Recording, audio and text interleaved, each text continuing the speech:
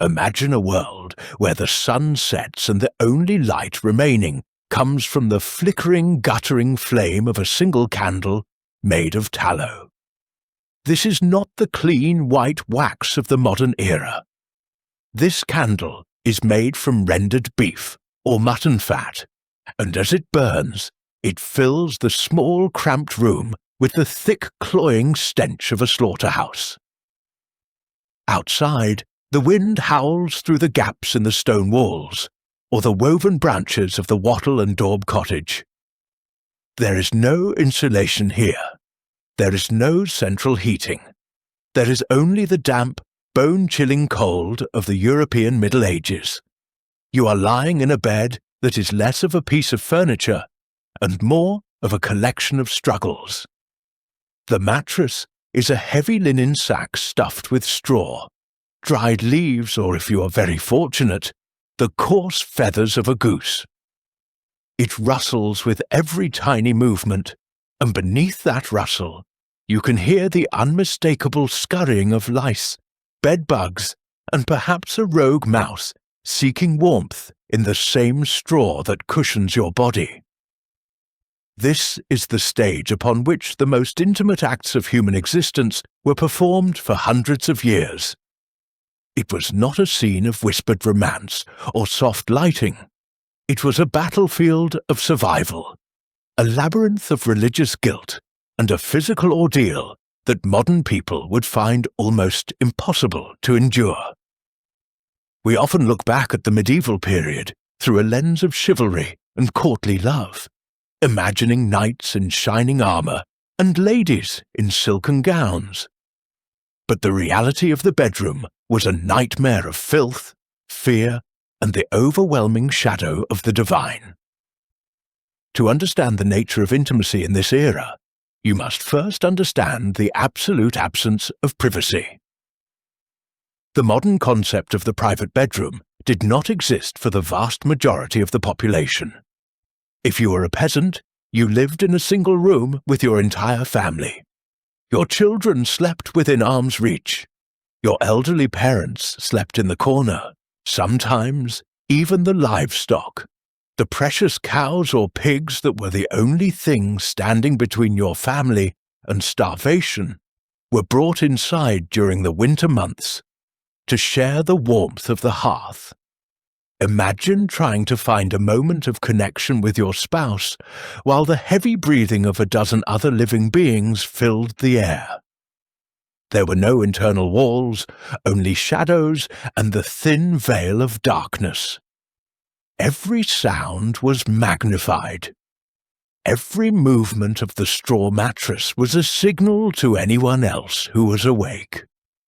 In such an environment, the act of love was not a leisurely exploration, but a hurried, hushed, and often frantic event, conducted in the deep of the night when the rest of the household was hopefully lost in the heavy sleep of exhaustion.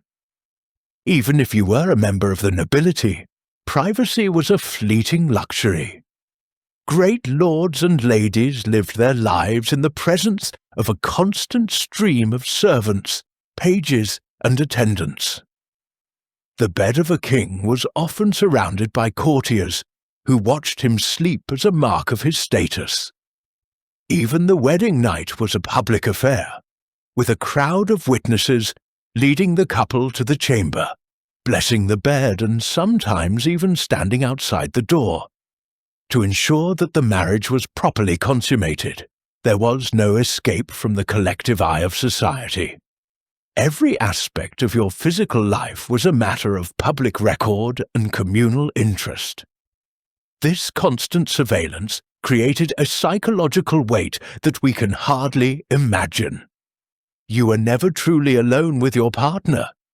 You were always part of a larger machine, a cog in the social and religious order that demanded your body serve the needs of the bloodline or the parish. Standing above all of this, more powerful than any king and more pervasive than the cold, was the Catholic Church. In the Middle Ages, the Church did not just care about your soul. It claimed absolute ownership over your body. The priests and theologians of the time viewed the physical act of intimacy as a necessary evil at best and a soul-destroying sin at worst. They built a massive, complex architecture of rules designed to stifle any sense of pleasure and replace it with a sense of duty and dread. St. Augustine and Thomas Aquinas had written extensively on the dangers of the flesh, arguing that the loss of reason during the heights of passion was a temporary descent into animality. To the medieval mind, your body was a vessel that was constantly being fought over by God and the devil. Every heartbeat of desire was a potential opening for the enemy to enter your heart. The Church enforced a calendar of abstinence that was so rigorous it left very few days for a husband and wife to actually be together. You were strictly forbidden from physical connection on every Wednesday, because that was the day Judas betrayed Jesus Christ. You were forbidden on every Friday, the day of the crucifixion. You were forbidden on every Sunday, the day of the resurrection. Furthermore, there were the long, grueling periods of fasting and penance, the 40 days of Lent before Easter, the 40 days of Advent before Christmas, and the 3 weeks before the feast of St. John the Baptist were all periods of mandatory celibacy. If you add up all of the feast days, the ember days, and the required days of cleansing before taking the Eucharist, a medieval couple was legally and spiritually prohibited from touching one another for more than 250 days out of the year. If a child was conceived on one of these forbidden days, the parents were told that the child would be born with a physical deformity, or perhaps even be a monster, as a direct punishment from God for their lack of self-control. When a couple did find a sanctioned day and a moment of relative solitude, they were still under the strict guidelines of what was considered natural. The only position permitted by the Church was the missionary position, with the man on top and the woman beneath him. Anything else was labelled as a sin against nature and could result in years of penance. The purpose of the act was singular: the procreation of children to serve the Church and the state.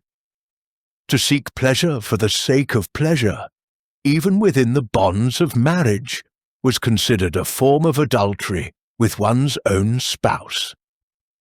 The priests warned that a man who loved his wife too passionately was committing a grave error. You were expected to approach the marriage bed with the same solemnity and lack of enthusiasm as you would approach a chore or a legal obligation.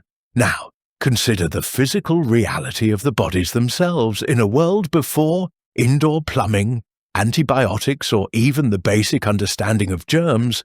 Hygiene was a concept that existed in a completely different dimension. While it is a myth that medieval people never washed, the standard of cleanliness was incredibly low by modern measures. For most of the year, water was freezing cold and difficult to transport. Soap was harsh, made from wood ash and animal fat, and was often used for laundry rather than skin. A person might wash their hands and face daily, but a full body bath was a rare and labour-intensive event. The layers of wool and linen clothing worn by the peasantry were rarely laundered and were often infested with parasites. The skin was often scarred by the pox, covered in rashes from poor diet, or rough from a lifetime of manual labour in the sun and wind. There were no toothbrushes or peppermint pastes. The breath smelled of rot and fermented ale. The scent of a lover was the scent of old sweat, smoke, and the heavy musk of unwashed linen. For a woman, the marriage bed was not just a place of duty, it was a place of mortal danger. Every time a woman became pregnant in the Middle Ages, she was essentially facing a potential death sentence. Without any understanding of sterile environments or the complications of labour, Childbirth was the leading cause of death for women. There was no such thing as an effective contraceptive that was not condemned as witchcraft or murder. A woman would often spend her entire adult life either pregnant or nursing, her body slowly breaking down under the strain of repeated births and the lack of nutrition. The fear of what would happen 9 months after a single night of connection was a constant looming spectre. It was a cycle of anxiety that never truly ended until the onset of menopause or the grave. The medical knowledge of the time only added to the confusion and the horror. Physicians believed in the theory of the 4 humours, thinking that the body was governed by blood, phlegm, black bile, and yellow bile. They believed that women were cold and moist by nature, while men were hot and dry. They thought that a woman's womb was a semi-autonomous creature that could wander around the body if it was not kept satisfied or anchored by pregnancy, leading to a condition they called hysteria. The advice given by doctors was often as bizarre as it was useless, involving the smelling of foul odours to drive the womb back into place, or the eating of strange herbs that often did more harm than good. In this atmosphere of superstition and medical ignorance, the most basic biological functions were treated with a mixture of terror and absurdity. Even the way people met and formed these unions was devoid of what we would call romance. For the majority of people, marriage was an economic transaction. It was about the merging of 2 small plots of land, the alliance of 2 families, or the securing of a dowry. Your partner was chosen for you by your father or your feudal lord.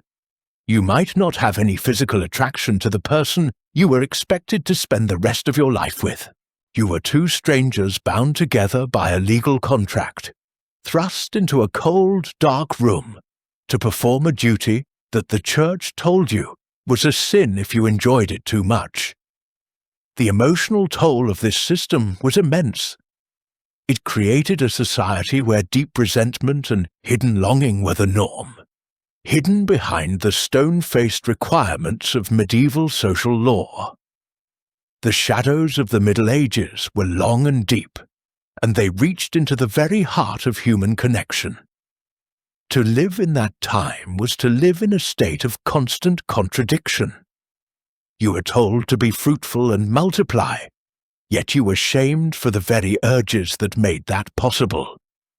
You were told that marriage was a holy sacrament, yet the physical expression of that marriage was treated as a dirty secret that required constant confession. As the wind rattles the shutters of the cottage, and the tallow candle finally sputters out, leaving you in the total, oppressive darkness of a medieval night, you realize that the nightmare was not just in the dirt or the cold. It was in the very way the world forced you to think about yourself and the person lying beside you. As the darkness of the medieval night deepens, the psychological burden of the era begins to manifest in ways that are even more terrifying than the physical cold or the lack of sanitation.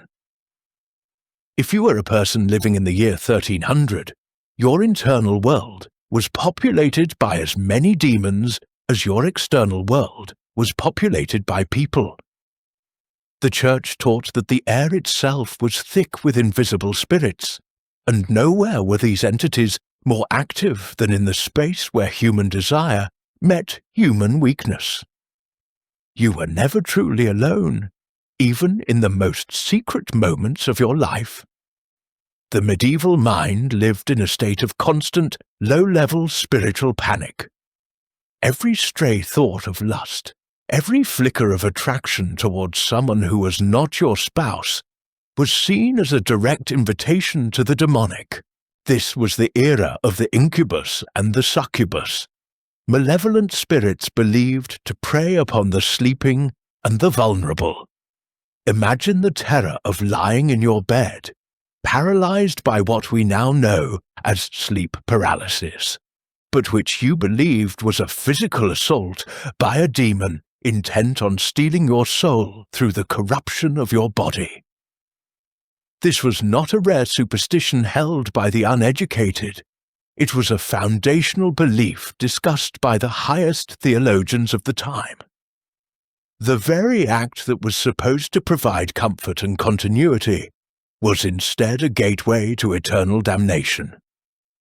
Because the church and the state exercised such tight control over the act of intimacy, a massive, desperate underground world of folk magic and forbidden medicine flourished in the shadows. For a woman who already had 7 children and knew that an 8th would likely be her end, the nightmare was the sheer impossibility of control. In your desperation, you might turn to the local wise woman, a figure who lived on the margins of the village. She might offer you a charm made of a weasel's testicles wrapped in a piece of deerskin, or a heavy, bitter tea made from the seeds of Queen Anne's lace, or the toxic leaves of rue. These were not reliable methods, and many of the herbs used were essentially poisons that could cause permanent organ damage or a slow, agonizing death. If you were caught with these items, you faced the very real threat of being accused of witchcraft. To even attempt to control your own fertility was seen as a direct challenge to the will of the Creator. You were trapped between the biological certainty of exhaustion and the spiritual certainty of sin. The act of love was thus inextricably linked to the act of survival, and the stakes were nothing less than your life on earth and your soul in the afterlife. Even the physical environment of the bedroom continued to conspire against any sense of beauty or dignity. In the larger manor houses and castles, where one might expect a degree of luxury, the reality was often more grim. The walls were hung with heavy tapestries, not just for decoration, but to stop the freezing draughts that whistled through the stone. However, these tapestries were rarely moved and never cleaned. They became breeding grounds for dust, spiders, and the pervasive miasma that medieval people believed carried disease. The floors were covered in layers of rushes, which were supposed to be fresh, but were often just piled on top of old, rotting vegetation. Beneath these rushes lay a foul mixture of spilled ale, dropped food, and the waste of the small dogs and cats that roamed the halls. The air you breathed while in the most intimate of embraces was thick with the scent of decay, and the smoke from a failing hearth that had no proper chimney. There was no such thing as a fresh sheet. Linen was expensive and labor-intensive to wash, so the bedclothes were often stained with the remnants of previous nights, sweat, and the oils of the human body. For those who did not conform to the strict, narrow path laid out by the church, the nightmare took on a more public and violent form. The Middle Ages were a time of extreme social policing. If a couple was suspected of inappropriate behavior, such as engaging in intimacy before marriage or violating the rules of the liturgical calendar, they might be subjected to the charivari, or rough music. This was a terrifying form of communal shaming, where the entire village would surround the house of the offenders, banging pots and pans, shouting insults, and performing crude skits to mock the couple. It was a total breakdown of the wall between the private and the public. Your neighbors were not just your companions, they were your judges and your jailers. The psychological impact of living in a community where your most private failures could be turned into a public spectacle created a culture of deep suspicion and anxiety. You could not trust the walls of your own home to protect you from the judgment of the world. The physical toll of these societal rules was perhaps most visible in the lives of the nobility, where the pressure to produce a male heir was an all-consuming obsession. A noble woman was often married off at the age of 12 or 13, her body not yet fully developed for the rigors of childbirth. She was moved like a pawn on a chessboard to cement an alliance between two powerful families who might have been at war only a week prior. There was no expectation of affection or even mutual respect. Her role was that of a vessel. If she failed to produce a son, it was always blamed on her cold nature or her secret sins. The medical treatments for infertility were a nightmare in themselves. A woman might be forced to sit over a pot of steaming herbs, or to consume mixtures containing crushed beetles, dried animal organs, or even lead and mercury.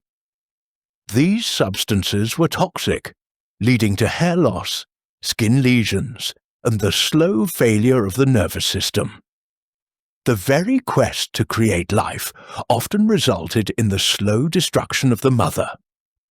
The concept of courtly love, which we often associate with this period, was in many ways a psychological coping mechanism for this grim reality.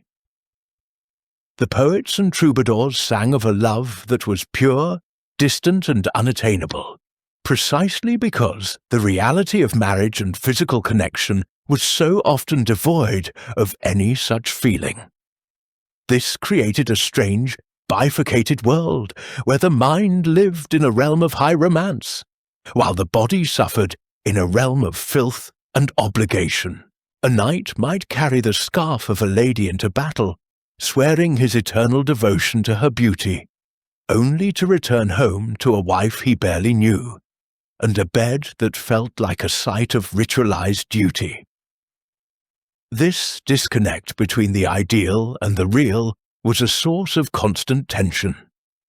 It made the actual act of intimacy feel even more sordid and disappointing by comparison. The Middle Ages were a time when the human heart was in a state of civil war with the human body.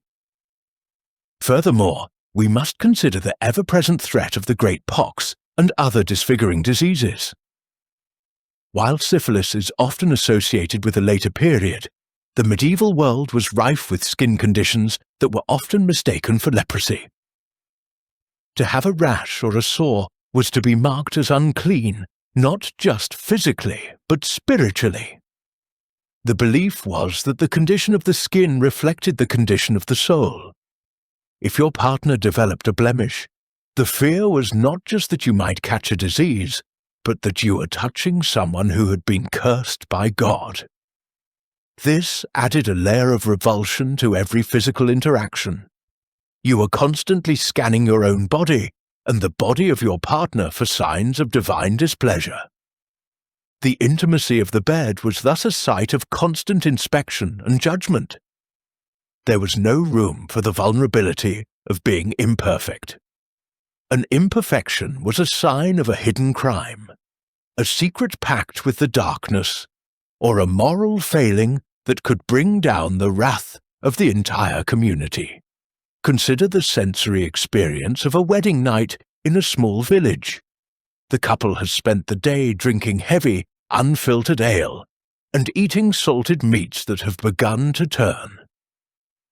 The air is thick with the smell of unwashed bodies and the pungent aroma of the village dung heap, which is located just outside the door.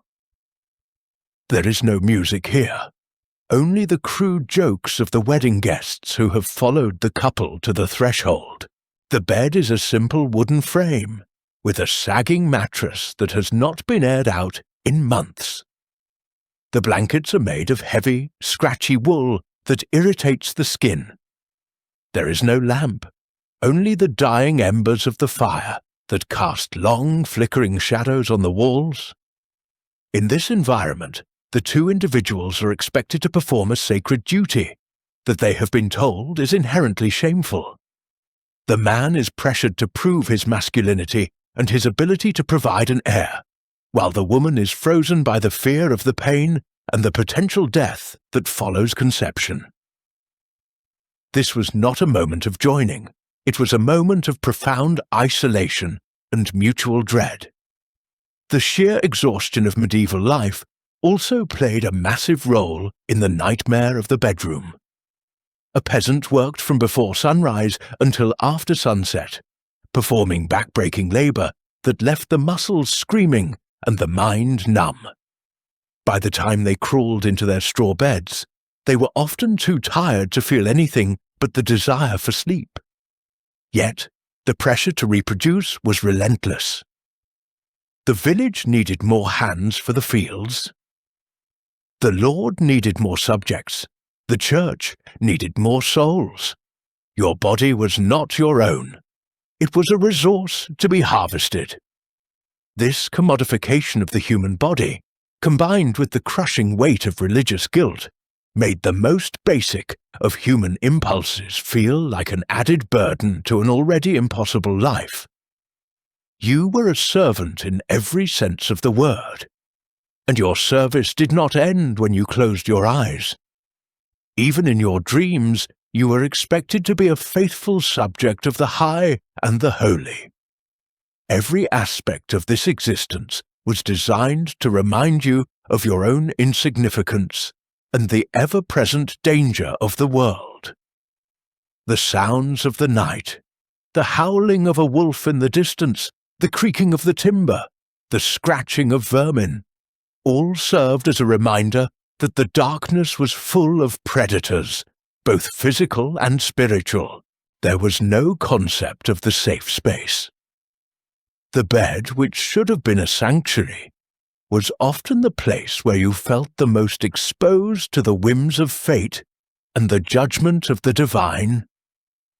As the hours passed toward midnight and the cold began to seep through the blankets, the reality of the Middle Ages became a heavy, suffocating blanket of its own.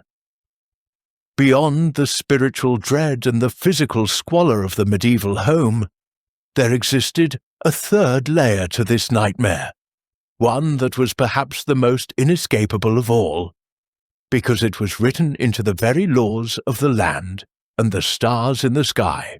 If you were a person living in the 14th century, your most intimate moments were not just under the surveillance of the church in a spiritual sense, but under the very real and terrifying jurisdiction of the ecclesiastical courts, which the common people often referred to as the bawdy courts. These were not remote institutions hidden away in distant cities. They were active, local, and hungry for information. They employed a network of officials known as summoners, men whose entire job was to roam the villages and towns, listening at doors, peeking through the gaps in wattle and daub walls, and encouraging neighbours to report on one another. The social fabric of the Middle Ages was woven with the threads of betrayal. A neighbour who held a grudge against you for a stray goat or a disputed boundary could easily accuse you of lewdness or inappropriate conduct behind closed doors. Once the accusation was made, the nightmare became a public ordeal of the most humiliating kind. You would be summoned to appear before the archdeacon, standing in the cold, echo-filled nave of the parish church, while your private life was dissected in front of your peers. There was no concept of innocent until proven guilty in these proceedings. The burden of proof was often on the accused to provide witnesses who could swear to their good character, a process known as compurgation. If you could not find enough neighbours willing to risk their own reputations for you, you were found guilty. The punishments were designed to break your spirit and destroy your social standing. You might be sentenced to walk through the town square on a market day, dressed in nothing but a white linen smock, barefoot in the mud, carrying a heavy wax candle, while a priest announced your sins to the jeering crowd. This public shaming was not just a temporary embarrassment, it was a permanent mark on your identity. in a world where your survival depended entirely on your integration into the community. Being labelled as a fornicator or deviant by the bawdy courts could mean the end of your livelihood, the loss of your friends, and the total isolation of your family. The act of intimacy was thus a constant gamble with your public life, a secret that could at any moment be dragged into the harsh, unforgiving light of the town square. This legal nightmare was compounded by the bewildering and often contradictory advice found in the penitentials. These were manuals used by priests to assign penance for various sins, and they contained an exhaustive list of every possible variation of human physical connection, each with a corresponding number of years of fasting and prayer. The level of detail in these books was staggering. They did not just forbid the act itself outside of marriage, they regulated every motion, every position, and every thought. If a husband and wife engaged in an unnatural position, which, as we have discussed, was practically anything other than the one sanctioned by the Church, they might be sentenced to 3 years of living on nothing but bread and water. If they were caught in the act during a fast day, the penance was even more severe. These manuals reflect a society that was obsessed with the minute details of the body, while simultaneously being terrified of it. The result was a culture where people were constantly second-guessing their own instincts, wondering if a moment of spontaneous affection would lead to a lifetime of divine retribution and social ruin. Even the cosmos was believed to be watching and influencing these moments. Medieval science was inseparable from astrology, and it was widely believed that the position of the planets and the signs of the zodiac at the moment of connection would determine the health, temperament, and soul of the resulting child. A physician might consult a zodiac man, a diagram showing which parts of the body were governed by which constellations, to advise a couple on the most auspicious times for intimacy. If the moon was in a wet sign like Pisces, it was thought to be a different experience entirely than if it were in a dry sign like Aries. This added another layer of paralyzing complexity to an already fraught situation. Imagine the internal tension of a person who felt the stirrings of desire, but felt compelled to wait for a specific lunar alignment or the rising of a particular star, lest they bring a cursed child into the world. The natural world was not a source of comfort.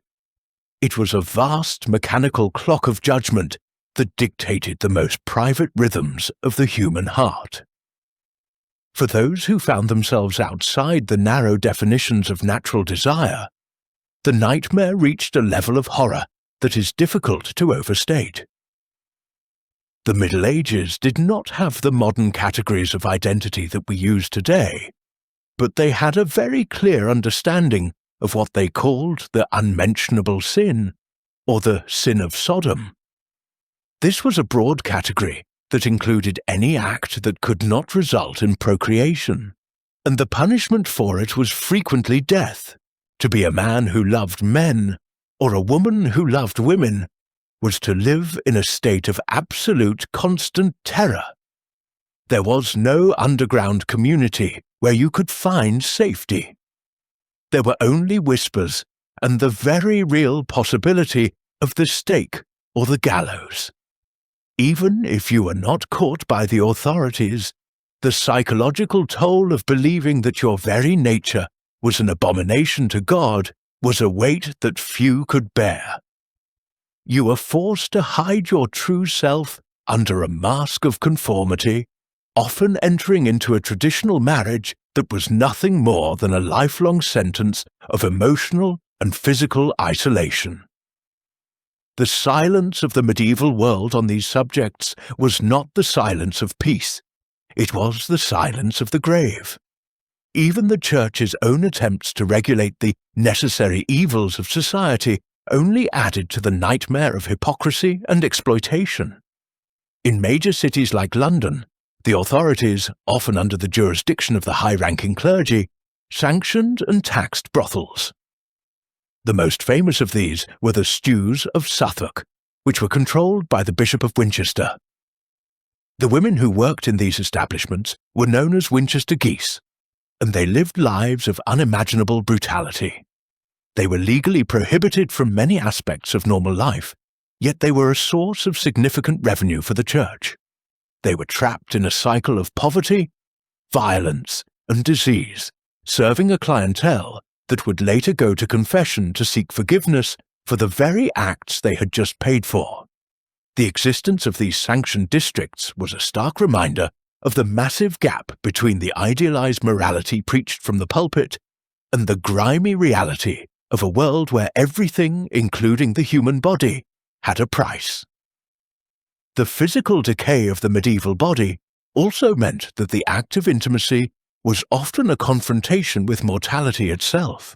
In a world plagued by the Great Mortality, or the Black Death, and countless other epidemics like St. Anthony's Fire, which was a horrifying condition caused by eating mouldy rye bread, the skin of your partner might literally be peeling away. To touch another person was to risk infection. There was no understanding of how these diseases spread, only a vague sense that bad air, or divine wrath, was responsible. This created a culture of deep-seated physical revulsion. You were never just holding a person, you were holding a potentially lethal source of contagion. The warmth of a body was too often followed by the coldness of a shroud.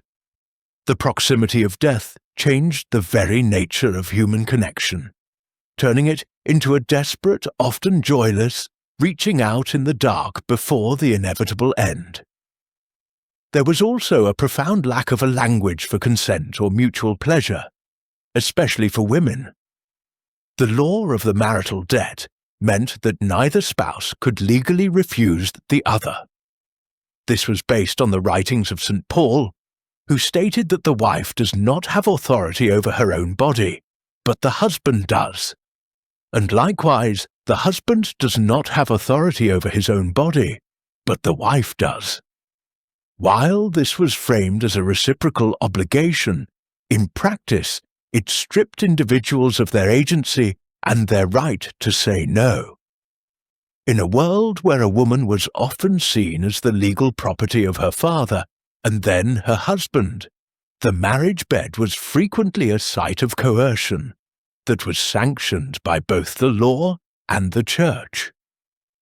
The emotional trauma of this reality was rarely acknowledged, leaving generations of women to suffer in a silence that was expected of them as a mark of their virtue. As we look back at this era, we must see through the golden haze of romanticized history and recognize the profound suffering that defined the intimate lives of our ancestors. The Middle Ages were a time of great art, massive cathedrals, and the birth of universities. But they were also a time when the human body was a battleground. The nightmare was not just a collection of unfortunate circumstances. It was a deliberate system of control that sought to tame the most powerful of human impulses through fear, shame, and the threat of eternal fire. It was a world where you could be killed for your desires, shamed for your biology, and haunted by the very air you breathed. When the dawn finally broke over the cold stone walls of a medieval village, it did not bring a new beginning. It only revealed the same struggle for survival that would begin again with the rising of the sun. The legacy of this repression would linger in the Western consciousness for centuries. A long, dark shadow cast by the guttering tallow candles of 1,000 years ago, reminding us that the journey toward physical and emotional freedom has been a long and incredibly painful one.